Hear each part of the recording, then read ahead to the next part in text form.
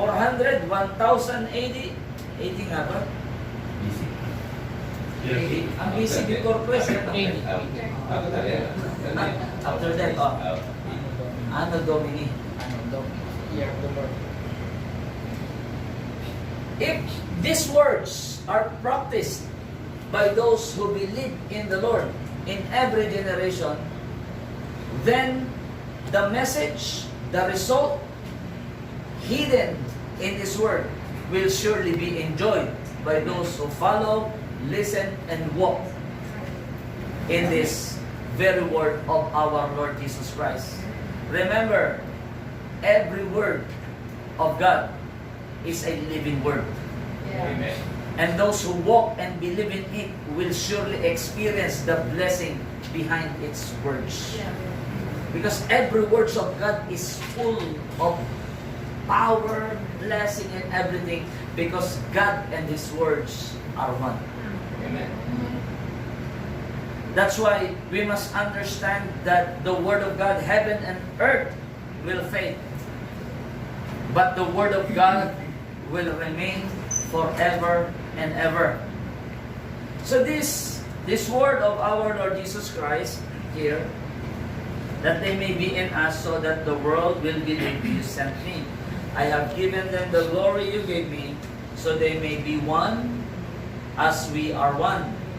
I am in them, you are in me.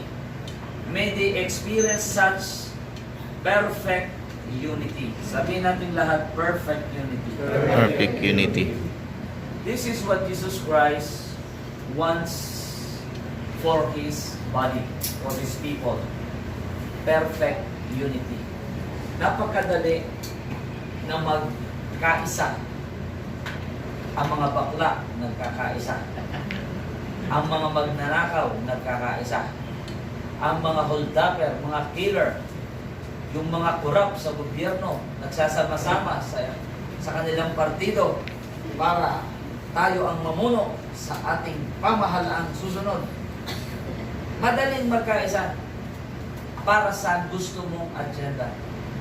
Pero unity is not unity according to God's word if it is not perfect unity. So madaling magkaisa, yung katulad ng sinabi ko, ang mga masasama, nagkakaisa yan. Ang mga mapagsamantala, di ba naman yung mga holdupper ng bangko, sabihin natin, 10 sila, nagkakaisa muna sila. O ikaw doon sa likod ng security guard, ha? Ikaw naman dito sa tabi ng teller. O dyan ka sa labas. So nagkakaisa sila. Kaya, pag sinabing pagkakaisa, nagagawa ito ng lahat ng mga may agenda. Whether it is good, whether it is bad agenda, laging may result yan basta nagkaisa. O, walang imposible. O, ibagsak ang Ukraine. O, nagkaisa ang buong Russia. Girahin yan. So, lahat ng klase ng pagkakaisa may maganda at pangit na resulta. At pwede yan gawin ng demonyo, pwede gawin ng mabubuti, pwede nang gawin ng masasama. Ngayon, pagdating po sa pagsunod sa Panginoon, ang gusto niya ay hindi unity. Perfect unity. Do you believe that what INC is doing is one of the picture of perfect unity? INC means Iglesia ni Cristo. They believe that Jesus is not God, but man. That's why we call them Iglesia ni Batman. Because Not God, but man. they believe that Jesus is not God, but man. Hindi na kukuha na. Do you know Batman? Why me? Why me? You don't know Robin? What to si Batman? Batman and Robin. Just the name. Movie, no? A movie. Batman. That's a movie. Anyways, Okay. this is a Filipino joke. No foreigner can ever get it. You never win. But I am trying also to understand the teaching of Ecclesia. Oh. I also want to have knowledge of what their doctrine is all about. Good. I want to know that. But you must also know and understand the joke behind it. That's Anyway.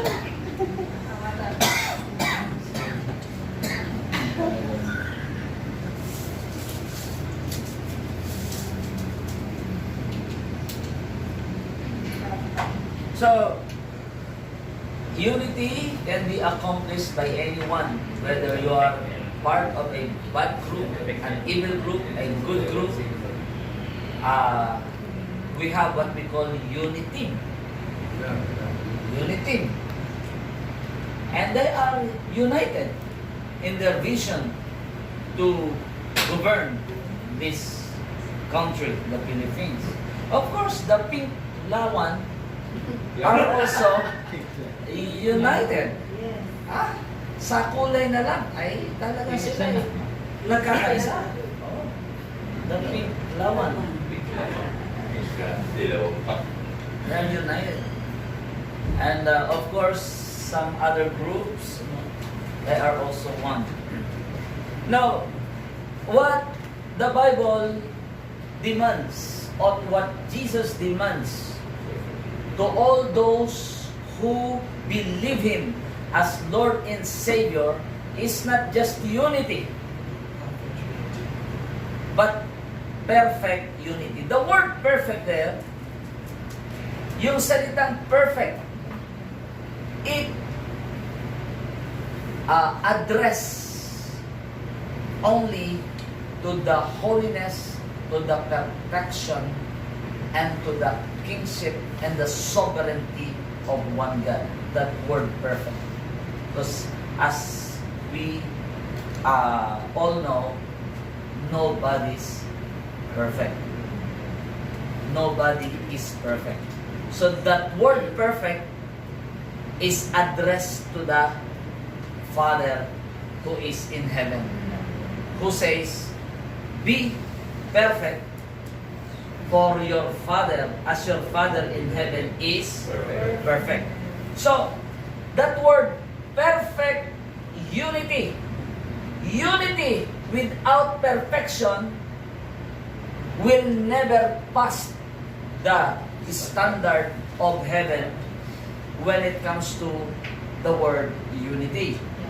So, we need to understand that we must put that prefix word, perfect, the first word, perfect, and unity.